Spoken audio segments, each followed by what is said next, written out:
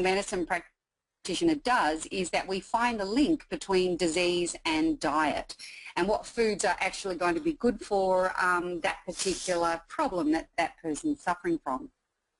But underneath it all, you know, when Warren first asked me to come on and talk about inflammation, especially in relation to myotherapy, it's been really fabulous because every single solitary disease process on this planet, and it doesn't matter what it is, if you have any sort of issue, it is inflammation based. So to heal from an issue, you have to look at inflammation. And if you want to get off the merry-go-round of drugs, then you need to look at anti-inflammatory foods because there are lots of them and they work unbelievably well. So from where I sit, living on anti-inflammatory drugs is, in my opinion, is not living, and I'm sure, Warren, you see that with a lot of your clients as well, is that if they're doing lots and lots of anti-inflammatory drugs, then really it's not a good place to be. It's just surviving. So if you want to regain your life or regain your movement and flourish, which is the name of my business, Flourish Nutritional Medicine, then you really need to find an alternative to surviving on drugs. So hence why I'm on this call tonight, and I'm going to share with you a little bit more of what I do and what I find in my practice a bit further on. So I'll hand it back to you, Warren, and let's teach people a thing or two. Okay. Excellent, Kathy. Thank you. So let's begin our discussion and ask, what is inflammation? As we all know, acute inflammation is red hot, it's painful, there's reduced movement and swelling. We've all experienced that. Think about spraining an ankle or cutting yourself or tearing a hamstring in a sporting injury. This form of inflammation is actually very good for us. It's a vital part of our immune system, and it's a natural response to heal an injury or fight an infection.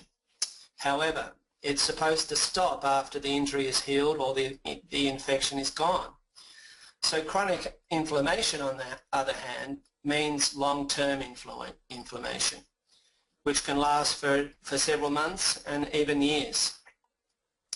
And as Kathy said, there's an underlying issue with regard to chronic inflammation and many other disease processes such as obesity, heart disease, diabetes, cancers, and are all attributed to chronic inflammation. We don't think about these as inflammation-based because there's no outward signs. There's no redness, there's no swelling, there's no heat, pain, or reduced range of movement. But these diseases are very much inflammation-based. Inflammation is also related to joint and muscle pain. It's related to digestive problems, migraines and headaches. And the classic signs include belly fat, that extra bit of tummy that we carry around that creates its own inflammatory process. We also look at high blood glucose levels. That increases inflammatory compounds in the blood and circulate through our body. We also look at fatigue and how we're feeling tired all the time. I'm sure there are those of us out there who do feel fatigued, who by the end of the day are really at it. And there are those who suffer from allergies like hay fever and colds and flus like I have, especially asthma. There's also skin disorders like eczema and psoriasis. And on top of that, there's what we call brain fog. You know, that thought of I can't do it anymore, or I feel anxious, we have mood swings, we're not in control. And this is all part of that inflammatory process that happens to us when everything is out of control. And that has contributed to inflammation. Over 2,000 years ago, Hippocrates, the father of medicine, wrote, "Let food be thy medicine and medicine be thy food." 2,000 years ago, he held the belief that the body must be treated as a whole and not just a series of parts. He believed in the healing process of rest, of good diet, fresh air and cleanliness. So even 2,000 years ago he knew that this is what the body required, that food is our medicine and the nature of the food we consume is either beneficial to our health or it's destructive. So what can we do? We need to turn off the actual cause. We need to look into the problem in a deeper sense. We know one thing for sure is that if we don't actually turn off the cause, all we've done is place a band-aid on the situation and potentially destroyed more tissue in the process by allowing the condition to continue. Therefore, inflammation must be addressed at its origin. In the medical approach, we see classic cases where Voltaren, Nurofen, aspirin, a lot of the over-the-counter medicines are handed out, and they can be harmful, especially when we use them long-term. This approach is designed to reduce the symptoms, but it doesn't stop the underlying disease process or allow the damaged tissues to regenerate or heal. Hippocrates also wrote, all diseases begin in the gut. So Kathy, if I can bring you back in and ask you these questions, what is the link between gut dysfunction and inflammatory diseases? And when we talk about the term gut dysfunction, what does leaky gut mean? Okay, very good questions. So Hippocrates was a smart man, amazingly smart man. So all disease begins in the gut, and it's really interesting from where I sit as a nutritionist or a medical nutritionist. Whenever I'm trying to heal anybody, I have to look at the gut and what is going on within the gut. Now, when we talk about the gut, a lot of people go, well, what does that actually mean, and what are we actually talking about? Well, the thing we're actually talking about is the gut microbiome is one of the big things, so the gut bacteria or the gut flora, the gut bugs, all of these guys that live within the gut. There is 10 times more gut bacteria than there are human cells within your body. You are more bacteria than you are human. I mean, that's a scary thought, but that's the truth of the matter. And if we don't keep them healthy, one of their major roles is to actually is for our immune system, is to make us well, is to keep our mood lifted. You know, most of your serotonin is made in the gut, half of your dopamine, GABA, all of the neurotransmitters are actually made within the gut. So if we have a gut that is out of whack, so the gut bacteria, if there's the good and the bad bacteria, if they're out of whack, if they're out of balance, then what you're going to have here is gut dysfunction. And what that can do is lead to all sorts of issues. So it'll lead to things like bloating and flatulence and constipation and diarrhea, all of those sorts of things. It causes a recycling of toxins, and that recycling of toxins, if the liver doesn't know what to do with it again, it's going to put it in our fat cells. If it puts it in our fat cells, then what we're going to actually get is increased inflammation. If the gut itself is if we're eating foods that if the gut bacteria don't like it and we have bloating, then we're going to get an inflamed gut, which is going to lead to pain and in our bellies. There's 500 different neurons, almost as many as there are in the brain, that live within the gut, and what they're actually going to do is feed back that we have pain in the gut. And they're also going to have this systemic inflammation situation going on within the gut itself. And what we mean by the term of leaky gut is the wall. So if you kind of think of your gut as it begins in the mouth and it ends out the back door, and it's like a great big hose, and that hose is only 1 cell thick. And so it's 9 meters long, and if you spread it out, it could go over a couple of tennis courts. There's all sorts of different people who say how big it is. Some say it's as big as a squash court. Others say it goes over a couple of tennis courts. I suppose it depends upon the gut that they actually took apart and put out and spread it out. Anyway, it's awfully big. And what actually happens is when we eat our food, it finds its way into the small intestine where it's going to be absorbed. And it gets absorbed by the villi. But all that food needs to be acted upon by enzymes, and those enzymes then act upon the food, and it can go through the wall of the gut, and it can go into the bloodstream where it'll find a transporter, and that transporter will pick it up, and it will actually then make its way to the liver, who will put it into a nice little package and send it off to throughout the body to wherever it's needed, that particular nutrient. And that's kind of digestion 101, so that's sort of the basis of it. But when we eat a food, for instance, that doesn't agree with us, and the one that doesn't agree with all human beings on the planet is one called gluten. Now today gluten is found in absolutely every food there is, sort of, you know, not in everything, not in fruit and veg, but you know what I'm saying. It is just ubiquitous. It's just everywhere in sauces and in packets and all of these sorts of things. So gluten makes its way down and into the gut, and what will happen is it looks for an enzyme, and that enzyme that acts upon it doesn't exist in a human being. No one. We are all gluten intolerant. So the body releases this incredibly smart thing, like so incredibly smart. The body releases a thing called zonulin, and zonulin actually then allows for the cells that line the gut to actually open up. It causes a hole, and that hole that it causes is where we get leaky gut from. And all the food then, the undigested particles of food are able to run through and drop through those particular holes. That leak is kind of like having a leaky hose, that leak. So the food can then go into that and go into the bloodstream.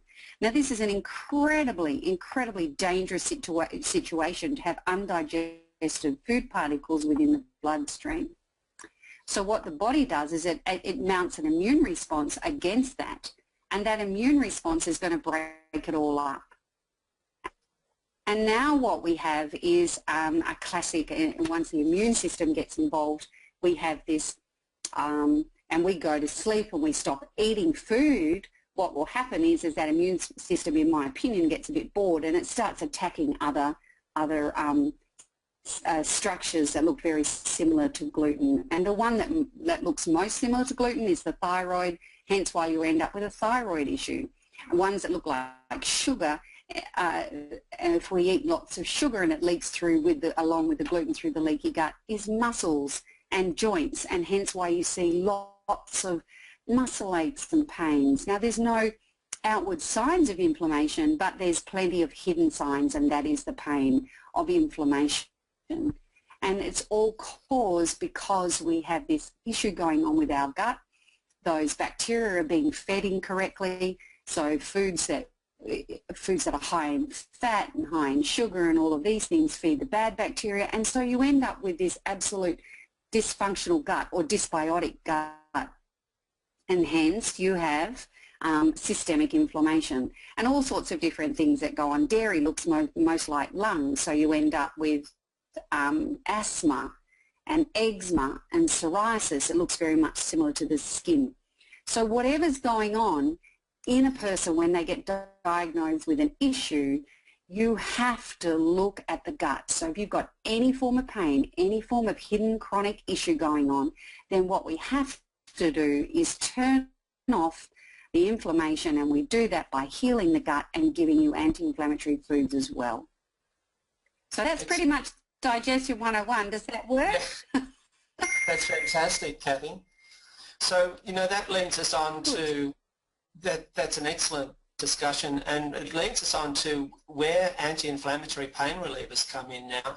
So whether, you know, are they good or are they bad, you know? And this is a big question in relation to what Kathy's just told us. That, you know, if we're looking at cause and effect, and if we're looking at trying to resolve these issues, then how do anti-inflammatory pain relievers affect our gut? Because if we're looking at resolving these issues, we have to look at our gut first. So that distinction between long-term and short-term... Absolutely. Go on, sorry. No, I was just about to say that's exactly right. So everything we do, doesn't matter what it is, whether whatever we drink and whatever we take, and everything is going to have an effect on those drugs. And as you're rightly about to say about the long-term and short-term use of these things, so I'm going to let you get back to that, but you're 100% correct. You have to look at them. Yeah, so what are these pain relievers doing? And in relation to that, we have to look at the distinction between long-term and short-term use. We know the degrees of risk varies greatly from person to person, and what medical condition they're suffering and the medicines they're already on. The major concern I have, following on from what Kathy is saying, is that there are so many people who are not aware of chronic inflammation and don't necessarily notice while it's going on. It can go on for many years, even decades, especially if we live unhealthy lifestyles, until one day it doesn't. And, you know, we are then faced with crisis. The impact of long-term use of especially over-the-counter drugs can be very serious. Understanding this so people don't unknowingly harm themselves whilst believing that they're trying to relieve their pain is vital to their health. So, you know, it's really an important issue, and the serious effects associated with anti-inflammatories can be the gastrointestinal side effects such as poor indigestion, you know, heartburn, stomach upset, nausea and feeling sick. Ulcers are probably the major issue with regard to the NSAIDs. Stomach pain is very common. And Kathy, you were saying about the gut microbe, or the gut imbalances or bug imbalances, and therefore the system, you know, is dysregulated. This leads on to common side effects such as raised liver enzymes that are detected by a blood test, and diarrhea or constipation. It can be the cause of headache and dizziness, salt and fluid retention, high blood pressure. I mean, it goes on. And so it comes to the question of, so how can we restore health from chronic inflammation? You know, I mean, we've discussed these and we see what side effects they have, you know, where it can lead to, unbeknown to many people. If they have these signs pointing to chronic inflammation, what can we do apart from the medical route? You know, what can we do instead of getting these medications, the anti-inflammatories and the rest? And so why do natural supplements work for chronic inflammation? And what is the difference between whole food supplements and the synthetic vitamins that we see in all of the chemist warehouses and all of the pharmaceutical pharmacies? They have shelves, rows and rows of shelves of them.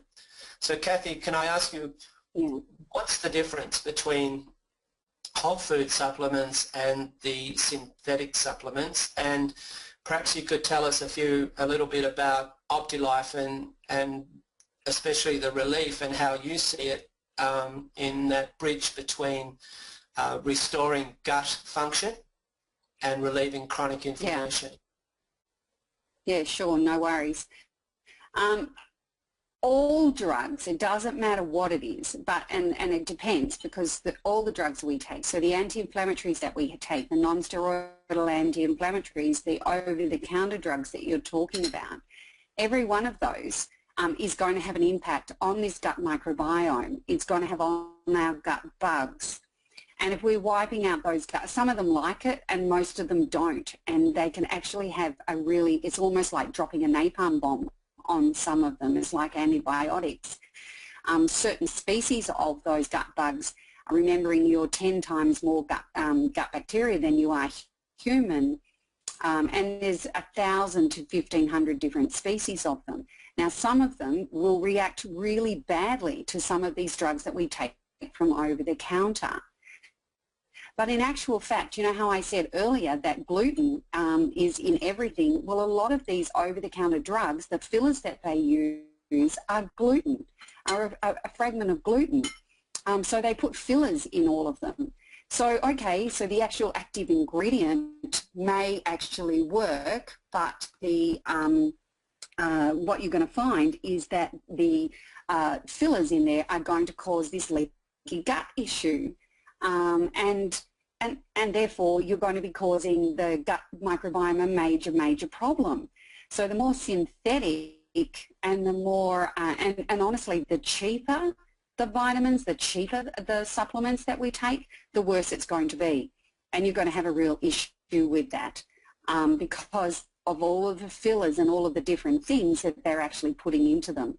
So I don't like any of my patients, as soon as I can get my patients off any form of medication, unless it's sort of life-threatening, that's what I set about to do. Now, some drugs you have to be on, but generally speaking, if we can get you off them, the better it will be. Yeah, totally agree. Yeah, so what I see in the Optilife. Yeah. Go on. Sorry. Yep, no, I was just about to say, you know, what do you see as a whole food supplement as opposed to that? Well, whole foods, you can't beat them. You can't beat them for anything, because, you know, as Hippocrates said, let food be thy medicine and medicine be thy food.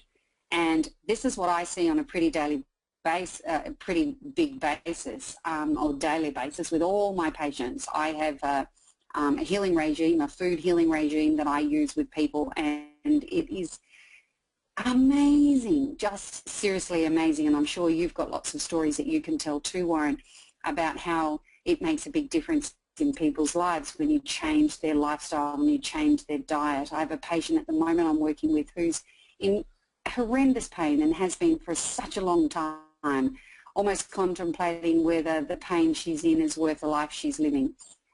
Terrible way. And just by changing her diet and giving her food as her supplements has made this massive, massive difference. What I see with when I do that, and the Optilife products, I love the Optilife products because they don't contain fillers to start off with, and they have all of the anti-inflammatory foods that we know about. So things like ginger. When I was at university, I did my thesis on ginger, and ginger versus non-steroidal anti-inflammatory drugs, and a big one being Mobic or Endep, all of those sorts of guys. And how much ginger did you actually need to have to be able to, which was the equivalent, had exactly the same therapeutic outcome as those non-steroidal anti-inflammatory drugs. And it's on a par. It's on a par. Can you believe that? Ginger, if we just include ginger in everything. Yeah, it's just fascinating. The same with turmeric. Turmeric is one of the greatest anti-inflammatories that is on the planet. And we're learning all the time the health benefits of turmeric, and whether that is turmeric in fresh form. I use it in myself fresh. I use it in everything that I cook with. And it's in Optilife Relief, and it's just wonderful from taking away anti-inflammatory and it's an amazing painkiller. Licorice is fabulous, again, in the Optilife Relief product, really, really good from a point of view of settling down the stomach and allowing the stomach to heal and allowing the inflammation to come out of the gut, which is just fantastic. Papaya, all of these things that are in this actual product make a massive difference. And I mean, I really think, I don't give supplements, to be honest with you. Very rarely do I ever recommend supplements. And that is not why I'm on this tonight. And if you ask any of my patients, they'll all tell you they're really surprised that I talk about supplements. But this particular product, my husband is taking it on a fairly regular basis at the moment. He's got multiple sclerosis, and he's finding it absolutely amazing. He's loving every bit of it. So yeah, it's an incredible, along with good healthy diet and along with good food, it works amazing. Yeah. Thanks, Kathy. That's great, because I agree with you. I mean, if we don't look at the foods in which we're eating and supporting good health by our food, as Hippocrates said, then we're really hurting ourselves in the long term. One question that I wanted to bring up with regard to the Relief product, and maybe Jamie can answer this if he's online, is why the product was made in a powder form. Hello, Jamie, are you on or not? No. I think, yes, just to answer that. Oh, sorry. Oh, good. I just wanted to ask you, Jamie, if, you know, from the outset, I mean, I have a similar story to Kathy with regard to OptiLife, and from my practitioner point of view, I've been in business, as I've said, for 26 years, and I don't recommend too much to my clientele unless it is 100% a brilliant product, that it does what it says. And so one of the reasons why, like Kathy, I've come on tonight to endorse the OptiLife product is because it works, and I know it works because I've been using it now for 3 months. But I'll go back to the question of what I wanted to ask you, and that is, why is it in powder form? Look, the reason it's in powder form as against sort of capsules, I think that's what where you're coming from there, Warren, is that we're involved with other companies overseas where we're putting these products together, and some of their anti-inflammatory products came in capsule form. Some of them were turmeric based, but you'd have to take, like, 20 capsules just to get the minimum dose to actually do anything. The benefit of having a powder is you can get, as you and Kathy have already discussed, there's licorice, there's ginger, to get the required doses of licorice and ginger, etc., to actually make a difference. You need a lot. Well, you need a lot bigger dose than what you can actually capsulate. So that's the reason it's in powder form rather than capsules or tablets. Yeah, great. I thanks for that, and I also think that because it's in powder form, it absorbs more readily into the system. The body's able to recognize the ingredients and therefore able to act on it a lot quicker. I've been taking, up until OptiLife, I've been looking at Swiss multivitamins, Swiss glucosamine, and Swiss krill oil. Now, I was buying those every month, thinking that I was getting better with it, but when I compare it to what I'm doing now, those three supplements that I was buying and consuming have had no effect, to be honest. I still had the physical pains that I have after each week of working. I was still looking for a Nurofen at the end of the night, or using Voltaren for for my sore muscles and joint pain. My work is very physical and very demanding, so by the end of each week I would be very sore and tired. So I was very grateful, but at the same time I was skeptical when Jenny introduced me to OptiLife and the Relief and Repair product. There have been a lot of, and I guess Kathy can vouch for this as well, I've had many people over the years come to my clinic trying to either recruit me into their healthcare network or persuade me to pass on their new wonder drug to my clientele. So I am very careful with that sort of thing. Anyway, so Jenny gave me a free sample, and my wife and I use it every day now, and our muscle and joint pain is virtually gone. We've been using it now for just over 2 months, and I don't suffer any lower back pain. My headaches are gone, my muscle soreness is gone, and I have a lot more energy. The surprising thing for me, and I guess at the beginning it was surprising, but not now after Kathy has explained this to us, I was an asthmatic since childhood, and I also suffer hay fever, and I would normally take normally buy 2 to 3 Ventolin sprays every month. I no longer use Ventolin. I haven't used Ventolin now for 2 months, and I don't use any of the long-working preventatives either.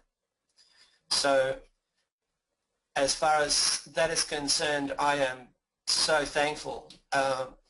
you've got no idea when you're out of breath, especially in winter when it's really cold.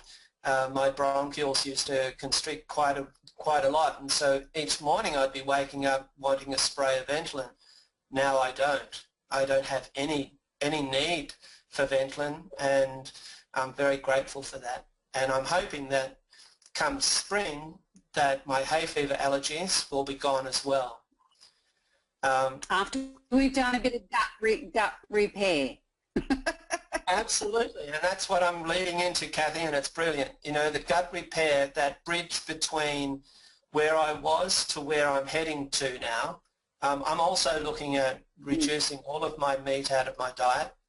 I'm not advocating that to everybody, but this is just for me and my wife. We're looking at reducing the amount of red meat that we have in our diet, along with other things such as the cooking oils and all of that.